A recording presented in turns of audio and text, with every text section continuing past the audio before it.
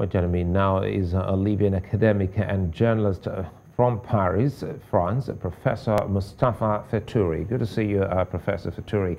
Now, all eyes are on the Central African Republic-France relations with the arrest of the president's French aides. How strong or fragile is the situation? Well, I think the situation in Central African Republic, C.A.R, continues to be fragile, and we might also see some kind of conflict of interest between the French presence as well as the Russian presence. And as we have seen in other countries, particularly in Mali, there is this increasing Russian, Russian competition against the former colonial power France, the same as in C.A.R itself. So that's a quite serious challenge. And the attempt today is, I'm not very, there isn't much details about what went on, but if it's proven, that's quite a serious problem.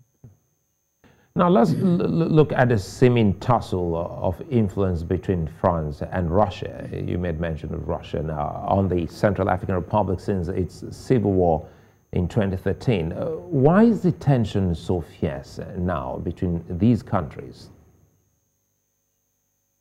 I'm sorry, I did not hear what you said. Now we're talking about the relationship now, talking about the influence of France and Russia on C.A.R. Since the civil war of 2013. I'm asking, why is it that there seems to be rising tension between these countries?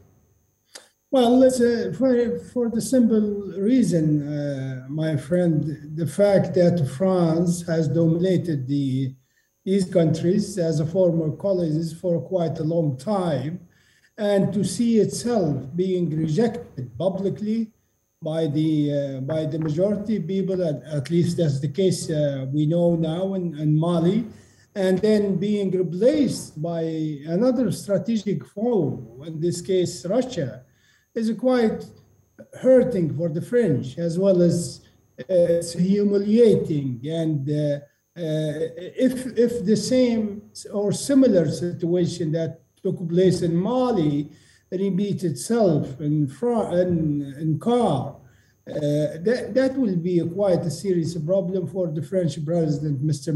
Emmanuel Macron, especially as he is facing election time in less than 2 months, in the middle of April, this coming April. So it's quite a serious challenge for the French historical domination of West Africa, especially French-speaking former colonies.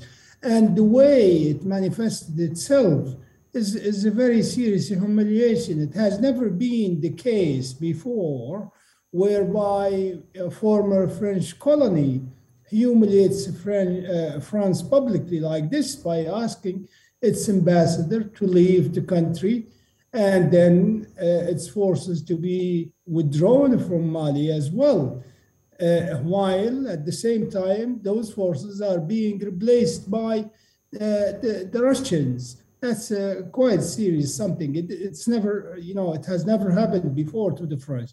That's one thing. The other thing, which we might overlook sometimes, and probably we are, witnessing a critical moment in history whereby the usually French-dominated countries in Africa are revolting, if you like, against the French historical injustices done to these countries. And probably unexpectedly as well, Mali is leading, in this way. Yes, please. Well, now let's look at one of the positions France is holding on to. It is accusing the Central African Republic of being complicit in an anti-French campaign orchestrated by Moscow. How justified is this position? No, blaming, look, in the current geopolitical situation around the globe now, especially with the crisis over Ukraine, I think it's quite easy for France to throw as much mud on the Russians as possible. And they have, the French, they have their current motivation, if you like, for that.